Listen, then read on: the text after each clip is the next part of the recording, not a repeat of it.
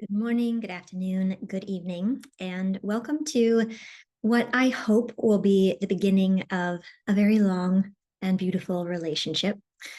You're here, you're listening to this video, watching this video, because you are at least a little bit curious about the upcoming yoga teacher trainings that I have to offer. One of which is called Śakti Sādhanā. The second is Embodied Śakti. Śakti Sādhanā is a 200-hour sort of foundational tantric yoga teacher training, and Embodied Śakti is the more advanced, more in-depth, and oriented more specifically toward your development as a teacher, by way of your development as a dedicated practitioner. So let me talk a little bit more about Śakti Sādhanā first, and then if you feel that perhaps Embodied Śakti may be more appropriate or potentially as appropriate, and you're curious about learning more there will be sort of a separate track that you can follow to find out more of the details. So, Śakti Sādhanā. First question that I'd like to address is this only for beginning students that are looking to become teachers?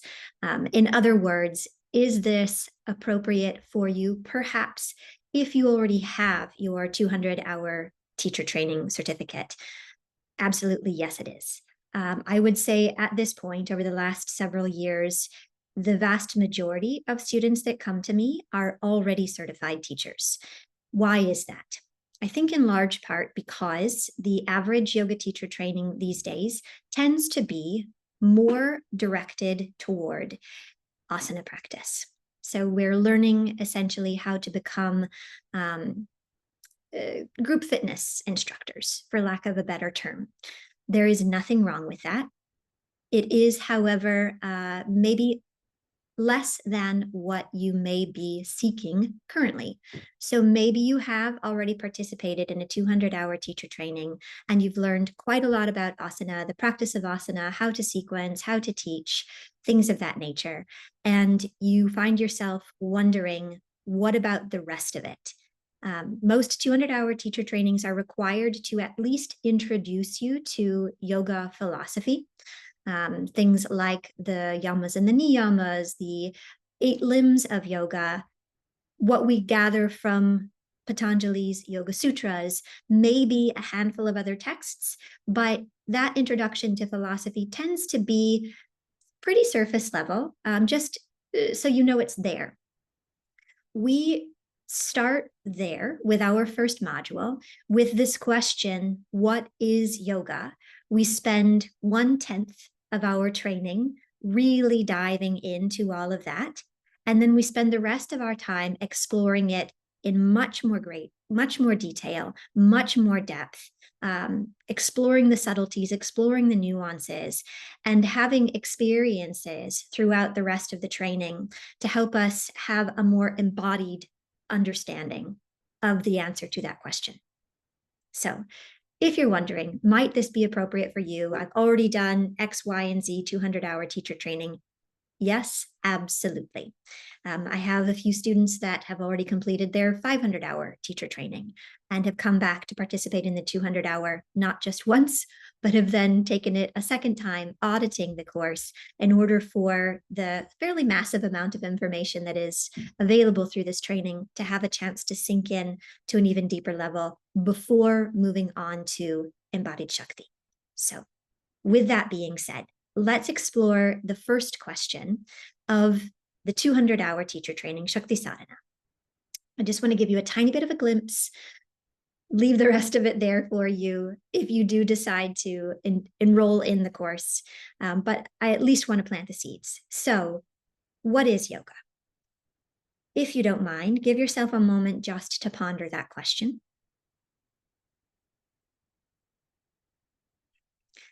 What is yoga? And a lot of us that have already participated in some degree of teacher training might have kind of a go-to answer. Yoga is union, perhaps. Okay, yes. If you look at the actual breakdown of the Sanskrit word, yug which is the root word for yoga, means more or less to yoke. So it implies that there are two separate entities, energies that we are looking to bring together into some form of union. Okay, so union of what? You may think initially mind and body. Cool. You may think body and breath. Yep. You may think breath and mind. Sure. Absolutely. All of these are correct answers, but they still leave so much more to be desired, so much more to be explored and understood. Okay, so let me present an option to you. And you'll find that I use language like that a lot. Let me present an option. I'll say things a lot like, based on my current understanding. The reason that I do that is because the vast knowledge that the yoga world is comprised of is way more, way bigger than anything I could attempt to fully grasp in this lifetime. I study and practice at least a little bit every day, and I have been doing so for at least the last 11 years. If I were pursuing a Western educational degree, I would at least have my doctorate by now in yoga studies. And yet, I know without a shadow of a doubt that I am barely scratching the surface of what is available. Also, there are so many sacred yogic texts that are considered received wisdom. So something that has come through directly from pure consciousness rather than something that has been created solely by a human mind, that are in direct conflict with one another. So what one of these sacred sort of revealed scriptures may claim to be true about yoga, another equally sacred and revered scripture will directly contradict. So we have a hard time claiming anything as strictly universally dogmatically true. So what I will teach you is what I have come to understand as the truth here and now, as it has been passed down to me by my teachers in this lineage.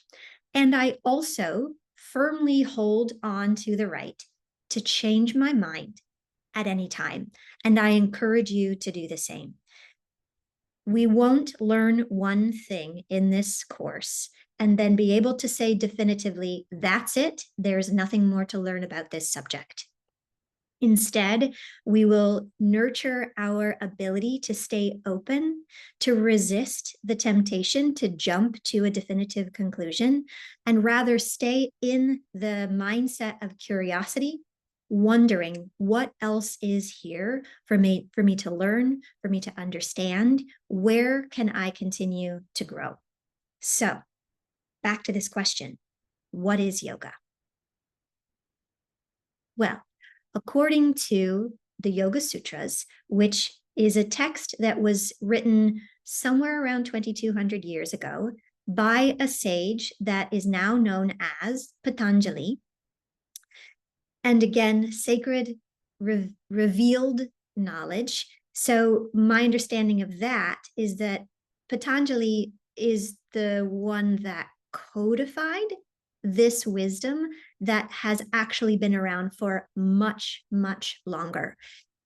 The specificity, the sophistication of the Yoga Sutras implies that the Yoga Sutras are a very boiled down, very distilled, very precise system for us to follow that gathers the wisdom and the knowledge from hundreds, if not, and most likely thousands of years of previous wisdom that has been passed down maybe prior to this point through other texts, yes, and also in large part via the word of mouth. So teacher to students, so on and so forth.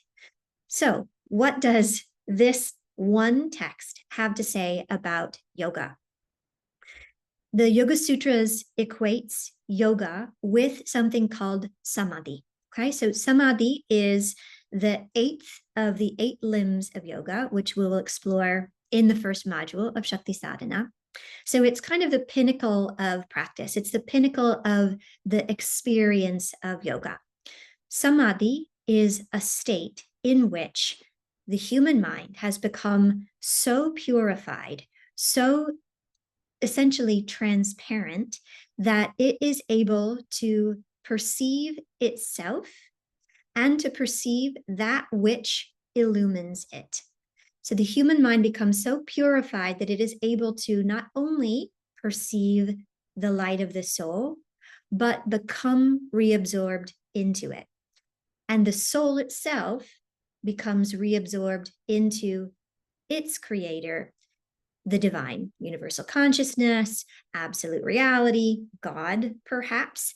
Really depends on your specific personal orientation to these concepts that are a lot bigger than I could even attempt to explain over the course of our 12 months together, let alone in the next 30 seconds or so. So I'm going to leave it at that. So when we look again at yoga as union, according to these ancient scriptures, what we are really looking at is this final state of union where the individual soul is reabsorbed, reunited with the divine, pure consciousness, absolute reality. So yoga is a state, and also yoga is a system. Yoga is a very sophisticated system that helps us eventually achieve that state.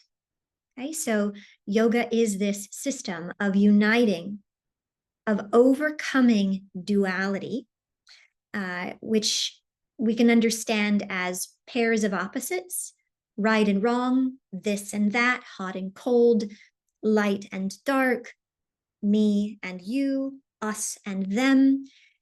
The phenomenal world, which is the world that we experience through the senses, is most easily perceived by the human mind through a system of duality, this and that. The human mind is programmed to divide, to discern one from another. The practice of yoga is a practice in which we initially become sort of unafflicted by the potential challenge, I guess I'll just use that word, of these pairs of opposites. We can be in the presence of these pairs of opposites without being harmed by them in any way. So, for example, we can be with hot and cold and remain neutral. We can be with right and wrong and remain neutral. We can be with us and them. We can be with Republican and Democrat. We can be with these pairs of opposites, even to their extremes, and remain neutral, centered.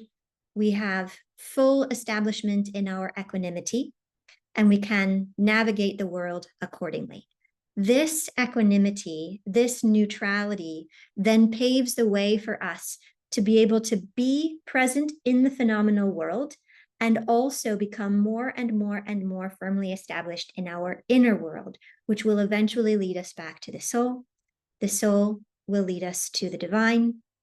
We will experience that sacred union. We will utilize the system of yoga to reach the state of yoga, which is sort of the end game for the experience of humanity.